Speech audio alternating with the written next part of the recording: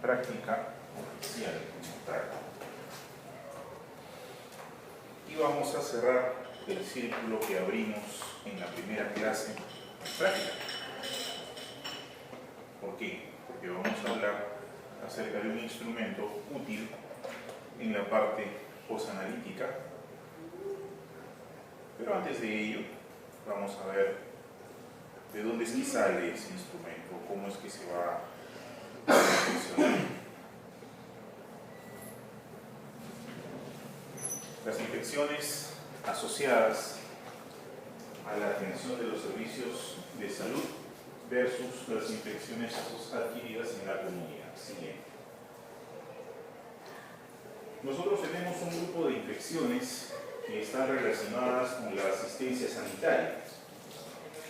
Estas infecciones son adquiridas durante la estancia, durante la hospitalización, si quieren llamarlo así. Y para catalogarlas de esa manera, estas infecciones no tienen que haber estado presentes ni siquiera en el periodo de incubación, menos aún en el momento del ingreso. ¿Y cuál es el punto de partida para considerar esta infección como relacionada con la asistencia sanitaria? Cuando se presenta posterior a las 48 horas de haber ingresado al paciente. La mayoría de infecciones asociadas a los servicios de salud se dan en ese periodo: las infecciones urinarias, las neumonías, etc. Siguiente. Pero por infecciones asociadas o relacionadas a asistencia sanitaria, no son solamente las relacionadas con hospitales, antes llamadas nosocomiales, sino que además tiene que ver con un concepto más amplio.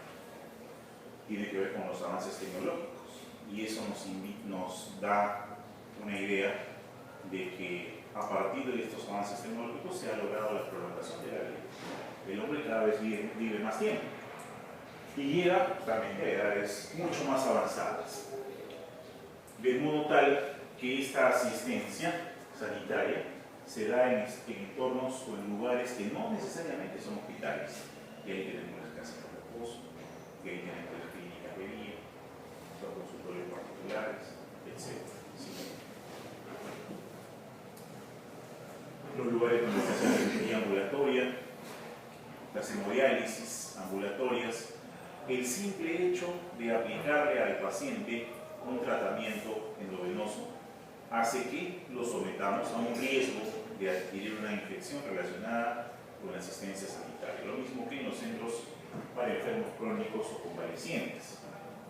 Siguiente.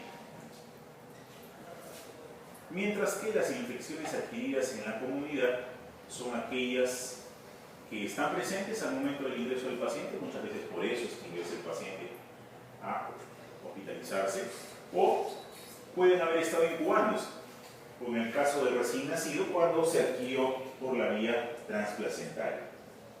Siguiente. ¿Cuál es la prevalencia de las infecciones asociadas a los servicios de salud? En primer lugar lo ocupan las infecciones del tracto respiratorio, con un 26%. En segundo lugar, las infecciones de herida quirúrgica.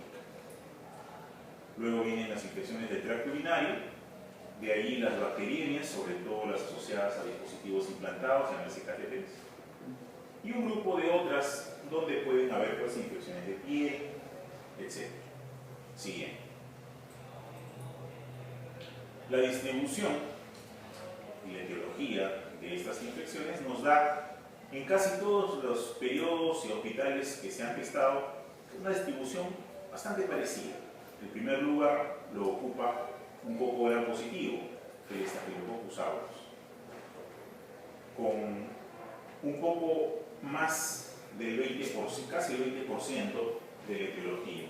Y allí le sigue la Escherichia coli, agente causal de infecciones urinarias en su mayoría. El estafilo, presente en infecciones urinarias, en infecciones de piel, pero también respiratorias. La E. coli predominantemente urinaria. Luego vienen los estafilococos coagulasa negativos, el SN, igual, infecciones de piel, infecciones de catéteres. La Klebsiella, infecciones respiratorias, y o urinarias, las pseudomonas, los enterococos, cándida, enterobacter, Candida albicans en primer lugar, otras especies de cándida que antes no se consideraban patógenas, ahora están. Carlos. Profesor, en el caso del Perú, ¿el orden sería igual? Sí. Cocos gram positivos a la cabeza, bacilos gram negativos atrásito nomás. Y las fungemias van más atrás. Y en cocos gram positivos ahí vemos no solamente el Staphylo aureus, sino también los coagulasa negativos, vemos los enterococos, son cocos gram positivos, tanto el fecalis, el faecium, los SCP. El resto son gram negativos, excepto cándida, obviamente. Siguiente. ¿Cuál es la frecuencia normal, digamos así, de estas infecciones relacionadas con la asistencia sanitaria? No es que no se presenten, no hay ningún centro en el mundo que no tenga un porcentaje de incidencia de estas infecciones. Los hay. Y ese porcentaje es más o menos el 7%. Eso es permitido, es lo estándar.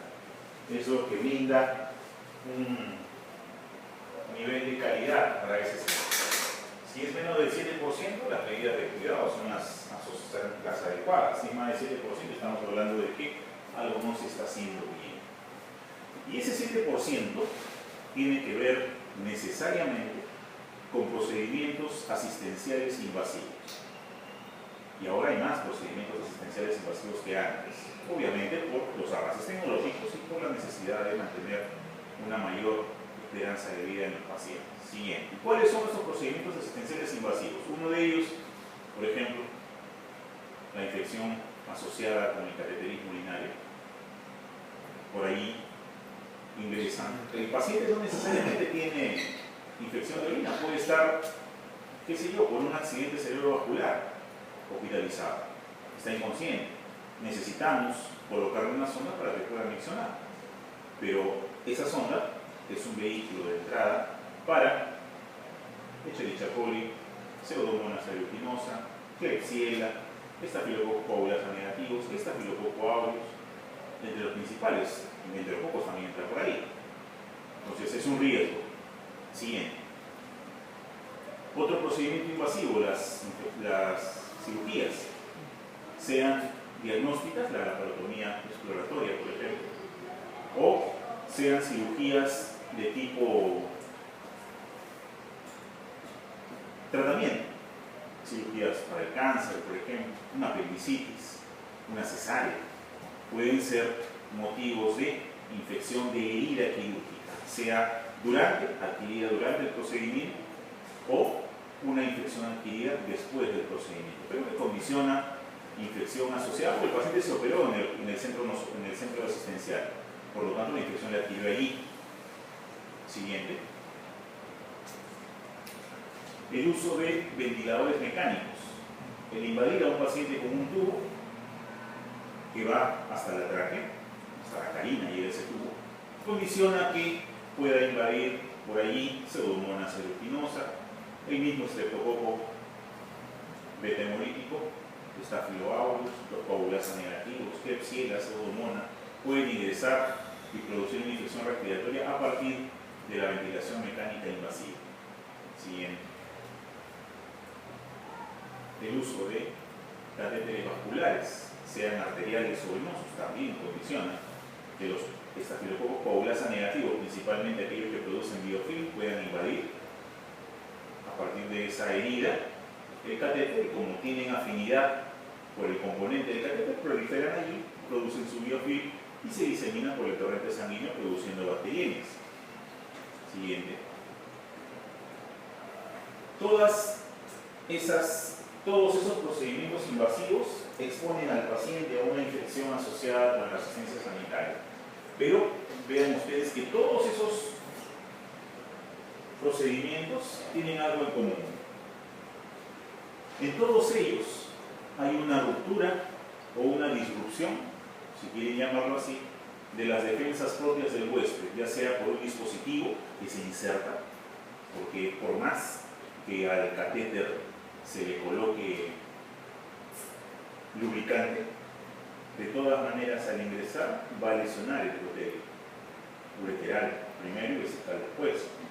Porque a pesar de que le coloquen lubricante al tubo endotraqueal, va a lesionar la tráquea, la vía respiratoria. Porque por más cirugía laparoscópica que sea, va a haber un corte, porque se tiene que producir un corte de bisturí que actúa para romper la piel, si no, no podríamos entrar a las cavidades. Entonces, en todos esos casos se rompen las defensas propias del hueso. Ni qué decir del dispositivo implantado del catéter venoso central.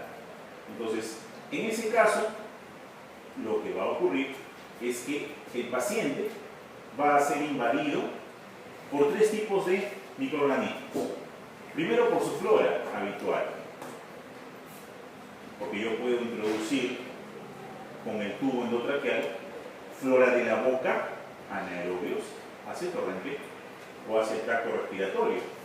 Y esa flora anaerobia en la boca no produce patología, pero vayan a ver si la pueden meter al tracto respiratorio, va a producir neumonías, y neumonías necrotizantes muchas veces.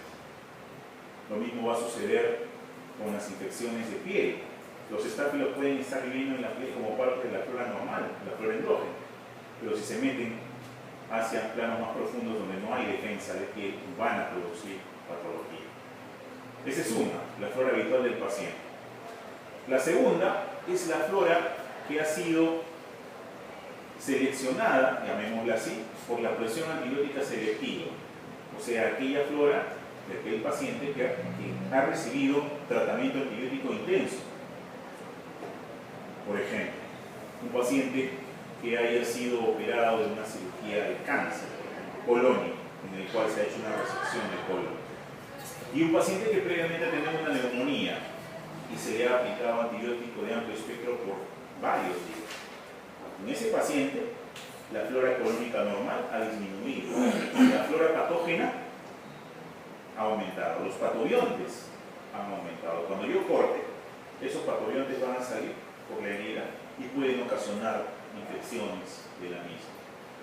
Lo mismo que la flora que hay en el entorno hospitalario inanimado, o sea, aquella que es transmitida a partir de fomites, guantes, las manos del personal, la bata, el agua, etc. Esa es flora exógena, pero que también está relacionada con la asistencia sanitaria. El mejor ejemplo de la flora exógena es pseudomonas, una bacteria asociada con el agua, pero que puede producir patología urinaria, respiratoria y aún de piel. Sigue. Si bien es cierto, el papel del huésped es relevante, es importante, esto tiene que ver con su grado de compromiso inmunitario, o sea que el paciente inmunosuprimido sea por una enfermedad de base, como por ejemplo el cáncer, como por ejemplo la enfermedad reumatológica, o una inmunodeficiencia primaria o adquirida, o puede ser SIDA, por ejemplo, o inmunosuprimido por fármacos también, está en quimioterapia, condicionan que estos pacientes tengan más afinidad para hacer este tipo de infecciones asociadas. Trastornos de la deglución, pacientes con enfermedad vasculocerebral que pierden la coordinación para deglutir, no pueden cerrar la glotis y el bolo alimenticio pasa directamente al tracto respiratorio, se produce una neumonía por aspiración, pero no por la comida, sino por las bacterias que están metidas en el bolo alimenticio. Pacientes que hacen colonización por Staphylo aureus, por ejemplo, aquellos pacientes con insuficiencia renal crónica, con cirrosis hepática, con diabetes mellitus, tienen mayor prevalencia de hacer infecciones de piel por Staphylo aureus. Siguen.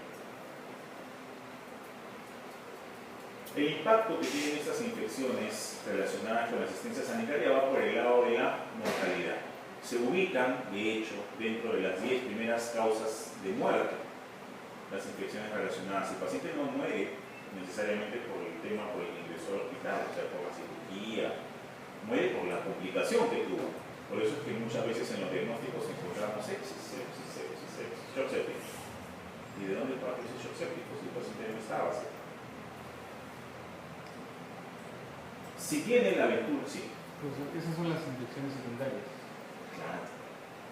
Las secundarias. Estamos hablando de las secundarias. Porque un paciente puede haber ingresado para una cirugía electiva, cadera, pero termina siendo neumonía hospitalaria. El paciente puede haber ingresado, qué sé yo, para un trasplante de médula ósea, pero como tiene que ser inmunosuprimido por los fármacos y todo, termina siendo una sepsis por cándida. O un paciente con tuberculosis que llega al hospital para hacerle una cirugía, una resección torácica pulmonar para sacar ese pedazo de pulmón y termina siendo una infección urinaria, por ejemplo.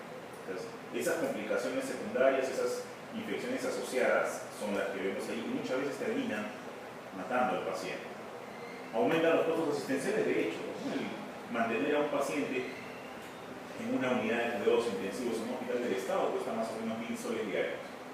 El hecho de tenerlo en la cama, sin contar los honorarios del médico, sin contar las medicinas que se usen de las enfermeras. Entonces, el gasto es, la inversión que se hace es fuerte.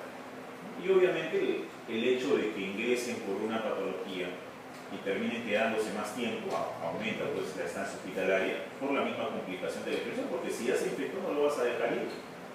Se entró por una apendicitis la abuelita y de pronto hizo neumonía, no le vas a dar de alta con su neumonía, tienes que tratarlo. Entonces, si por la apendicitis debió quedarse 3 días, por la neumonía se quedará bien, hasta que se sane. No le puede dar de alta así. Siguiente. ¿Podemos erradicar estas infecciones? No se puede, es imposible. Tenemos que esterilizarnos todos los días, no se puede. Tenemos que cerrar el hospital y solamente dejar entrar previo baño de luz ultravioleta, no se puede, es imposible.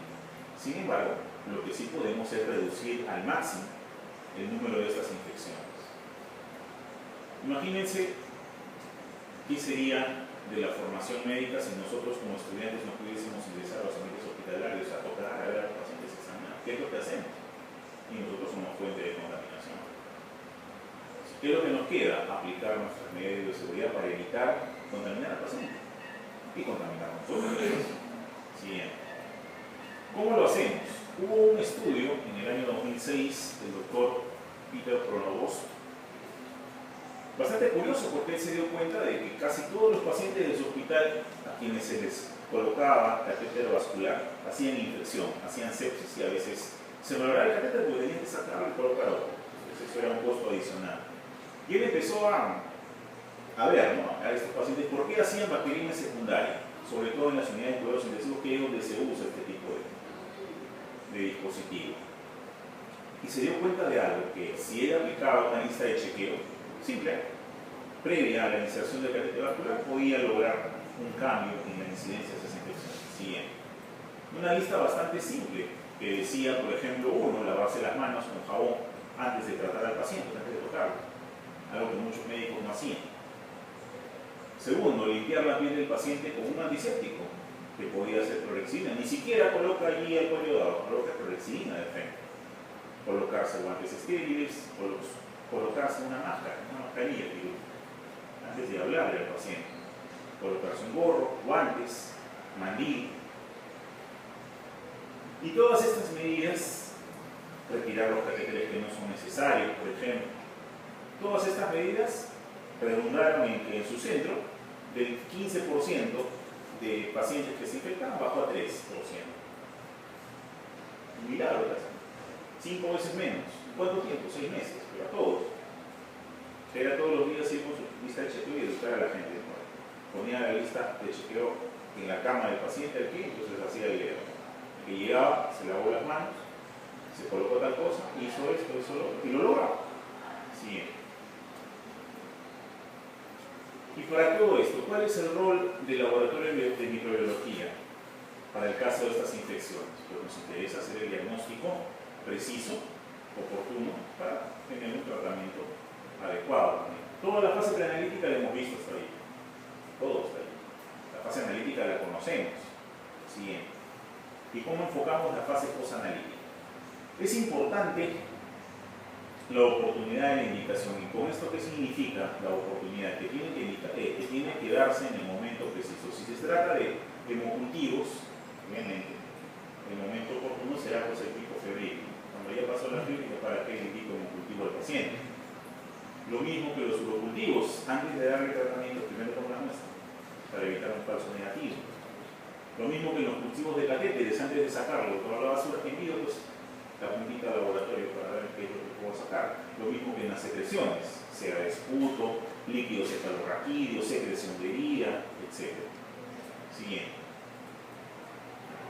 La interacción entre el médico asistente, tratante, y el laboratorio es importante, tanto en la fase preanalítica, porque nosotros ya sabemos cuáles son las condiciones en las cuales tienen que obtenerse las muestras, cada una de ellas es distinta, y cuáles son las interpretaciones que le podemos dar a los resultados en relación a la clínica en la fase posanalítica.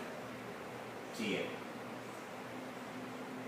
Y todos esos hallazgos que encontramos, o sea, la infección urinaria por E. coli, o sea, la neumonía por estreptoneumonía, o sea, la infección de herida por Pseudomonas aeruginosa, 1 o 10 o 20 veces en el año o en el mes, y en cada servicio, nosotros lo plasmamos en un documento. Armamos nuestra estadística en base a un documento, y ese documento es el mapa microbiológico. El mapa microbiológico me incluye no solamente los hallazgos que tengo de los diferentes cultivos de los pacientes atendidos en todos los servicios del hospital, sino también me incluye los datos de sensibilidad. De ahí su importancia. No es simplemente una carta donde me dice qué cosa se encontró, sino qué se encontró y qué tan sensible fue o qué tan resistente fue a los tratamientos que se les está aplicando en ese hospital para ese tipo de gérmenes. La ventaja de este mapa es que se actualiza permanentemente. Claro, esa parte del diagnóstico de la fase posanalítica donde decía introducir los datos al CUNET, el CUNET es un programa que te alimenta una base de datos que te sirve finalmente para sacar el mapa microbiológico. Bien. ¿Y por qué me sirve el mapa microbiológico? ¿Cuál es su utilidad? Su utilidad es ayudarme a seleccionar mi terapia empírica. ¿Cuándo hablo de terapia empírica? Cuando el paciente llega a mi servicio de emergencia, ¿verdad? Y yo sospecho que es una neumonía, y por la epidemiología local, por la prevalencia de gérmenes locales, sé que lo más probable es que sea gram negativos. Entonces empiezo a darle tratamientos contra gram negativos. ¿Pero cuál? Obviamente tengo que tener evidencia en mis mapas anteriores para saber cuáles de los antibióticos presentan más resistencia, y eso no le doy. Le doy los que son más sensibles, aún sin conocer el cultivo. Entonces, cuando el paciente llega, tomo la muestra de esputo o tomo la muestra de sangre para el cultivo y simplemente le aplico el antibiótico. Esa es terapia empírica. No sé todavía cuál es el resultado del cultivo, pero ya le di tratamiento. Voy avanzando.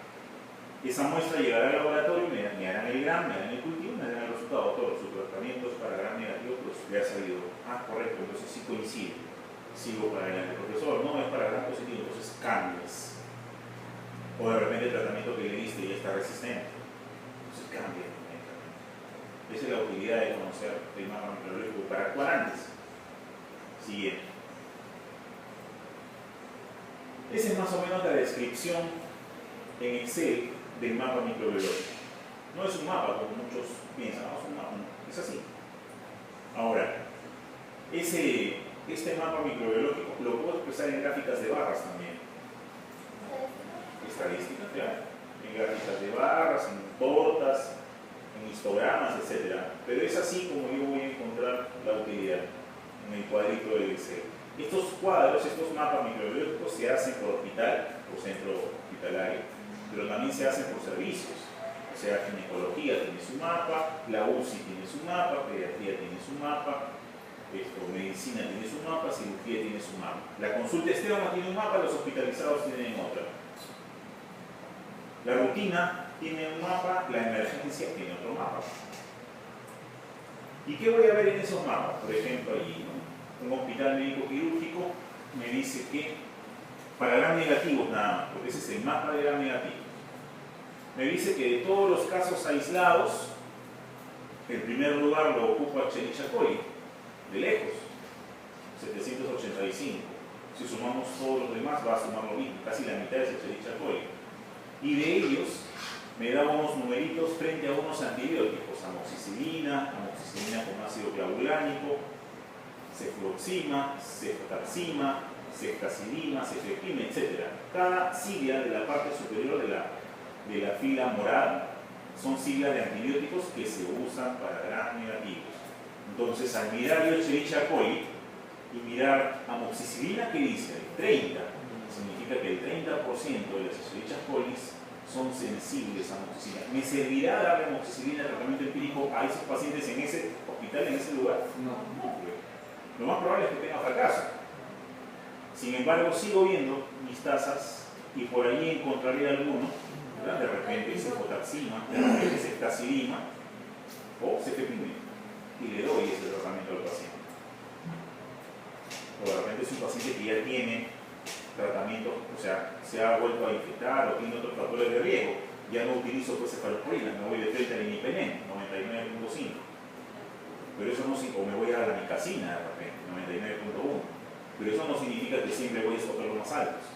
Tengo que ver y evaluar si se trata de un paciente inmunocomprometido, si se trata de una infección aquí en la comunidad, aquí en el hospital. Si son en el hospital, utilizaré siempre los de más potencia, los más altos. Lo mismo pasaría con Klebsiella pneumoniae, por ejemplo. Para ese hospital, Klebsiella pneumoniae, amoxicilina 0, dice. ¿Yo para qué le voy a dar amoxicilina si es Klebsiella? Y así por el estilo. En bacilos gram negativos no fermentados es Pseudomonas aeruginosa, Acinetobacter baumannii y Stenotrophomona maltophilia. Cuando me sale 0 es porque es 0 de sensibilidad, o sea, es resistente a esa bacteria. Pero si me sale rayita, significa que no se ha hecho ese test. Y no se ha hecho ese test porque algunas de estas bacterias presentan resistencias naturales, constitutivas. No desarrolladas, naturalmente son resistentes a. Entonces no se testan los antibióticos, se testan solamente los que nos van a servir. Eso pasa, por ejemplo, en la Stenotrophomona maltophilia, solamente se testa ceftazidima, ciprofloxacino y trimethoprim sulfametoxazol, Luaprim. Y vean ustedes la respuesta con Bactrim, 96.9%, mientras que con el CAS, la ceftazidima es 21%. Y la cipro, ni qué decir, ahora te voy a dar cipro, 9.4%. Por gusto le das. Siguiente. Lo mismo sucede con las gram positivas. A la cabeza está Staphylococcus aureus, seguida de Enterococcus fecalis. Y ahí están los antibióticos que se usan para gram positivos. Si ustedes ven, no son los mismos que se usan para gram negativos, son diferentes. Salvo una o dos coincidencias, como la cefotaxima, el resto son distintos. ¿Esos estudios se hace cada hospital por sí mismo o se hace para regiones? Puedes hacer un consolidado, o sea, el laboratorio de microbiología recibe los cultivos, los hace y él reporta. Entonces, por eso es de ahí la importancia cuando hablamos del pedido, tiene que decir, pues, de dónde viene ese paciente. ¿Es de cirugía, de medicina? ¿Qué edad tiene? Pues incluso lo puedes sacar por edades. ¿Cuál es el aislamiento y cuál es la sensibilidad y resistencia? Pues, todos esos datitos van a la computadora. Te alimentas una base de datos y tú después puedes pedirle a la máquina que te saque tal. Ya, pero ¿la base de datos es nacional o solamente para el hospital? La base de datos del hospital se reporta a la oficina de epidemiología. La oficina de epidemiología del hospital lo reporta a la red local. La red local a la red regional y la red regional a la red nacional. Pues se establece un mapa nacional. Esa es la importancia de él. Y ahí pues se estudian las tendencias, ¿no? O sea, más o menos en qué lugar se está encontrando mayor resistencia a cierto tipo de antibiótico o no. Por ejemplo, en el caso de Staphylococcus aureus, vemos ahí que el 74.9% es sensible a oxacilina. O sea que casi el 25% es resistente, es MARSA. Entonces tú vas a la vancomicina y logras ver que casi siempre 100 en todos los gérmenes, excepto en Enterococcus fecalis, que es 99.2. Entonces de ahí puedes ir viendo cuál de los antibióticos te va a servir para tratar a tus pacientes. Siguiente. ¿Preguntas? Sencillo. Las prácticas son más sencillas. Tenemos que aprender unas tablas para... Me interesa que sepan la utilidad del mapa. Que dices que la carne es el mapa microbiológico, para qué sirve, cómo se construye. Ni siquiera las infecciones asociadas, porque eso lo van a ver en la clase teórica. Con eso van a hablar de cuáles son las infecciones asociadas, cómo se acá el mapa. ¿Cómo se hace? ¿Cómo se interpreta?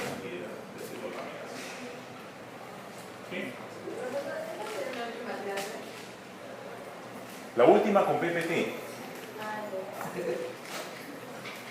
Porque la que sigue ya es una sorpresa, ya han arruinado mi sorpresa. Y los odio, buen día. El día miércoles vamos a hacer la última adquisición grande del curso. Se supone que tiene que salir excelente, porque ya es como aquí. ¿Verdad? No va a haber tiempo, se lo van a hacer con calma, se van a tomar su tiempo, pero bonita.